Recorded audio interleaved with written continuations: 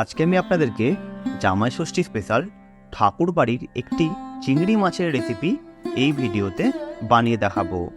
এই রেসিপিটির নাম হচ্ছে জামাই ভোগ। আশা করছি আপনাদেরকে এই জামাই ভোগ রেসিপি খুবই ভালো লাগবে।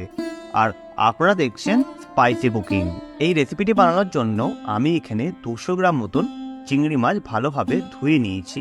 আর নিয়েছি কয়েকটা কাঁচা লঙ্কা, কিছুটা তেল, কিছুটা ডাবের জল, আর কিছুটা কালো সর্ষে, কিছুটা সাদা সর্ষে আর ডাবের শাঁস। এইগুলোই আমাদের এই রান্নাতে ব্যবহার হবে। প্রথমে আমি একটা মিক্সির মধ্যে মিক্সির জার বসিয়ে প্রথমে দিয়ে দিলাম কিছুটা ডাবের শাঁস। পরিমাণে আমি এখানে একটা গোটা ডাবকে যেইটুকু শাঁস হয় সেই শাঁসটুকুই নিয়ে নিয়েছি। আর এখানে দিয়ে দিলাম 1 বাটি মতন ডাবের জল। আর তারপরেই আমি দিয়ে দিলাম ঝালের জন্য কয়েকটা কাঁচা লঙ্কা। আপনারা যদি কম ঝাল খাবেন তাহলে কম করতে পারেন। আর দিয়ে দিলাম 1 চামচ মতন হলুদ। তারপর আমি এটাকে খুব সুন্দর একটা ফাইন পেস্ট বানিয়ে নেব। ঠিক আপনারাও কিন্তু ভালোভাবে এই ডাবের শাঁসগুলোকে কিন্তু পেস্ট করে নেবেন। দেখুন আমরা ডাবের শাঁসগুলোকে কিন্তু পেস্ট করে নিয়েছি। এরপর একটা প্যান বসিয়ে দিলাম গরম করার জন্য। সেই প্যানে প্রথমেই আমি দিয়ে দিচ্ছি কিছুটা পরিমাণে সর্ষের তেল। এই সর্ষের তেলটাকে আপনারা ভালোভাবে গরম করে নেবেন যাতে সর্ষের কাঁচা গন্ধটা যেটা থাকে সেটা যেতে চলে যায়। এরপরে দিয়ে দিলাম আগে থেকে বেটে রাখা ওই ডাবের শাঁসগুলো।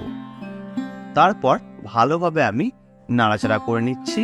আপনাদেরকে এই মিশ্রণটা মিনিমাম 10 মিনিট মতন ফুল স্টিমে নাড়াচাড়া করে নিতে হবে। যতক্ষণ না এই মশলা থেকে তেল ছেড়ে দিচ্ছে ততক্ষণ কিন্তু আপনাদেরকে এটা নাড়িয়ে যেতে হবে কন্টিনিউলি। কারণ যদি আপনারা না নাড়েন তাহলে কিন্তু তলে লেগে যেতে পারে। দেখুন কত সুন্দর আমাদের তেল ছেড়ে দিয়েছে এই মশলা থেকে। এরপর দিয়ে দিলাম অলরেডি বেছে রাখা চিংড়ি মাছগুলো। চিংড়ি মাছ দেওয়ার পর আমি আবারও ভালোভাবে নাড়াচাড়া করে নিচ্ছি। এরপর দিয়ে দিলাম সর্ষে বাটা। এখানে আমি কালো ও সাদা সর্ষে আগে থেকেই বেটে রেখেছিলাম। পরিমাণে দিলাম 2 চামচ। আর দিয়ে দিলাম ঝালের জন্য 1 চামচ লাল লঙ্কার গুঁড়ো। আর এখানে স্বাদ অনুসারে লবণ। তারপর আমি আবারও ভালোভাবে নাড়াচাড়া করে নিচ্ছি।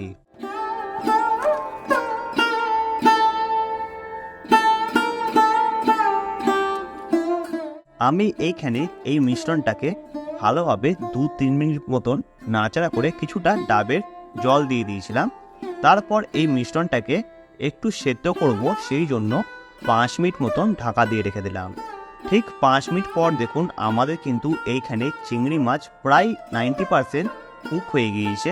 এরপর আমি আবারও একটু নাড়াচাড়া করে নিলাম।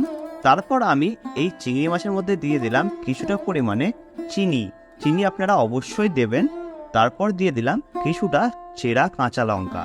চেরা কাঁচা লঙ্কা দিয়ে 2 মিনিট মতন আপনারা গ্যাসে একটু ফুটিয়ে নিলেই আপনাদের কিন্তু এই ঠাকুর বাড়ির জামাইভোগ রেসিপি তৈরি হয়ে যাবে।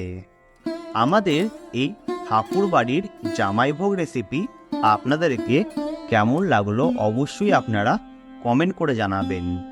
আর ভালো লাগলে লাইক করে আমাদের পাশে থাকবেন। আমাদের আরও নতুন নতুন ভিডিও এই চ্যানেলে আসতে চলেছে, আপনারা অবশ্যই ফলো করবেন। আর ভালো থাকবেন, সুস্থ থাকবেন।